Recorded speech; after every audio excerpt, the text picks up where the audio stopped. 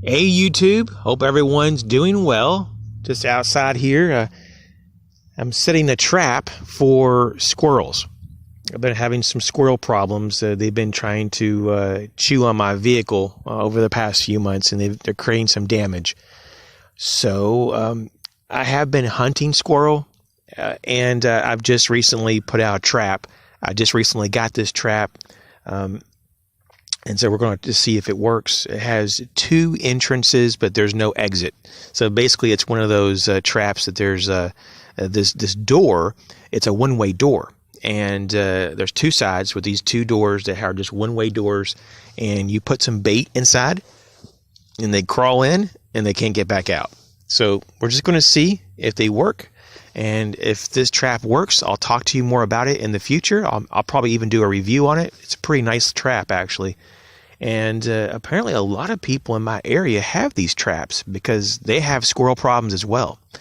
And so, in my area, there's just a lot of squirrels. There's more than it used to be, in fact. We have these gray squirrels, and they're fairly decent sized. They're not like gigantic or anything. But they're definitely fairly healthy. That's for sure. They're not starving.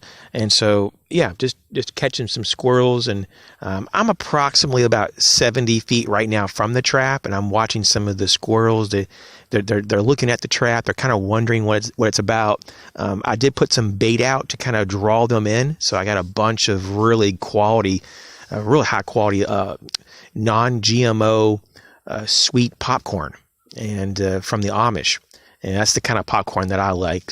So I buy some large batches of Amish popcorn, and that's what I pop. But I thought, you know what? I'll pop some popcorn and put it in the trap, and also put some on the outside, leading to the entrances to the trap, and we'll see how it plays out. If they don't go for the popcorn, I might go with peanuts or something like that next. Maybe put some fruit in there. I don't know. We'll just test it, and it may take a few days before I find the right foods. I don't typically feed the squirrels here, so I don't really know what they really like besides just the walnuts. They love walnuts. That's what they pretty much live off of, and they probably eat other things as well, but that's just what I typically see them chewing on all the time. In this video, I just want to talk real briefly about anxiety. A lot of us deal with anxiety. We all have anxiety at some point in our life, but I'm talking about anxiety that's a little bit abnormal, anxiety that really doesn't have to be. And it's mainly because I think that we have programs that are running behind the scenes, default programs that tell us that when we're not actively thinking and when we're not actively aware of just being in the moment, then we typically go and we start to think about the past, or we live in the future. And that's, for a lot of people, it's either one or the other. Or sometimes we go back and forth. We think about something that happened in the past, and then we worry about, is it going to happen again? There's so many different combinations there. It can drive you insane. So I just want to talk about a technique that kind of helps me whenever I get into situations that I feel like, man, I'm just thinking too much. I'm in my head too much, or I'm stuck in the past, or I'm stuck thinking about something that hasn't happened yet, or it probably won't even ever happen. But why am I thinking about it? Why am I worrying about it? Why is there an element of fear? Why is there anxiety? Blah, blah, blah. And so when this happens, besides just taking a deep breath, and typically I take 2 or 3 really long, deep breaths, right? Inhale, hold, exhale. And that kind of calms me down and slows me down a little bit right there. Breathing exercises is just wonderful, but it's not a cure-all. It doesn't do everything, right? So the next part is the mindfulness. And this is really amazing if you've never done this. And over time, you can reprogram your default thinking so that you don't go and just live in the past or worry about things that probably never will happen. And it starts by being mindful of your environment. So whatever is in your hands, if you have nothing in your hands, then touch something right now. Like, for example, I'm in the woods and I'm just sitting down on the ground, and there's different limbs on the ground. There's like all kinds of limbs and sticks. And so I'm just going to grab one right now. You can kind of hear it right here. So I'm feeling the texture of this limb, some of these twigs and these branches here. I'm just feeling the texture of that bark. And at the same time now, I'm going to just pay attention with my eyes and really look in with detail what this limb and this branch looks like. I mean, I'm just really taking in the detail. All the textures, just looking at it. And then I'm switching over to another sense. I'm opening my ears and I'm listening. And I'm not sure if you can hear it, but there's birds off in a distance. A large number of birds, in fact. So take a few moments and I'm really just listening to those birds. Well, there's my neighbor. He's actually building something, so he's got some power tools. So I'll be listening to that too. But so you're doing things, you're using your senses. In this particular example, I'm just using 3 senses: the sense of touch. I'm using my sense of being able to visually see, and also to hear. And you're being mindful as much as possible, listening to the most minute of details.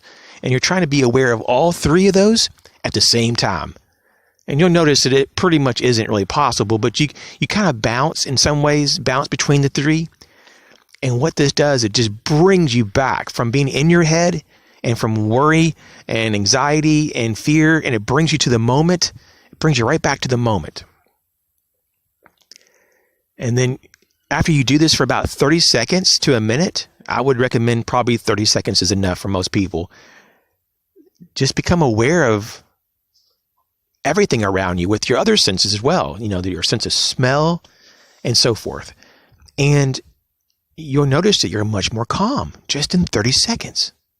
And if you need to continue this, you can do it more. You can do another 30 seconds or a minute of this. Whatever you need, you can do this all through your day, off and on through your day.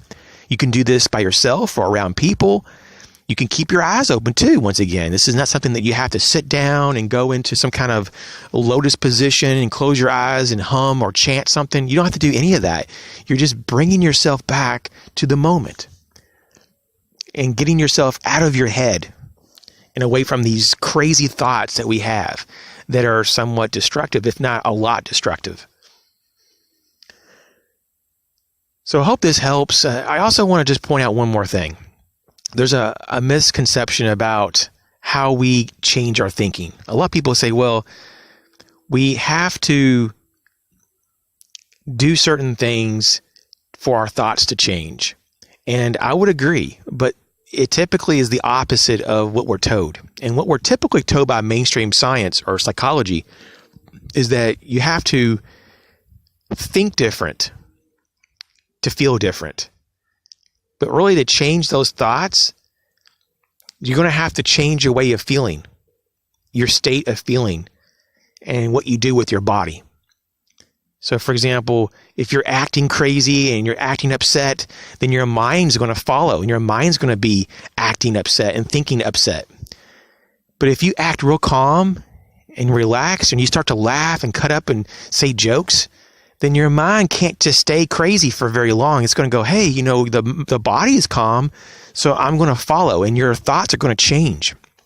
And your thoughts are going to be much more calm and much more upbeat. And so that's the thing. You have to change the way that you feel and you act to change your thinking, not the other way around. And you don't want to give so much credence and power to your thoughts anyways. A lot of our thoughts come and go. They're just little thoughts. And so we don't have to be like a slave to these thoughts that come in and out of our head all the time. They're just little thoughts. And we can acknowledge them if we want, or we can just completely dismiss them. It's up to you. You're the one in control. But if you hand the control over to our thoughts, then it's just going to drive us in the ground. And for a lot of us, it's going to be that way. It's just going to be negative. It's going to be destructive. And so we have to be mindful of to kind of keep that in check by being aware constantly of how we are acting and what type of feelings that we are feeling. Because we can change the way we feel pretty quickly. I mean, you can immediately recall memories of something and get yourself in a really good state. You can think about some of the best times of your life, some of your best memories right now if you want to, and get pumped and start smiling. You can just get jazzed if you really want to. It's within your control. And when you do that, your thinking is going to be really positive and upbeat. It's going to be like, you're going to feel a lot more in control in your life. And you're not going to have anxiety and fear and all this worry that's going to melt away just because you put yourself into a different state. And that's the power of feeling, and that's the power of our body.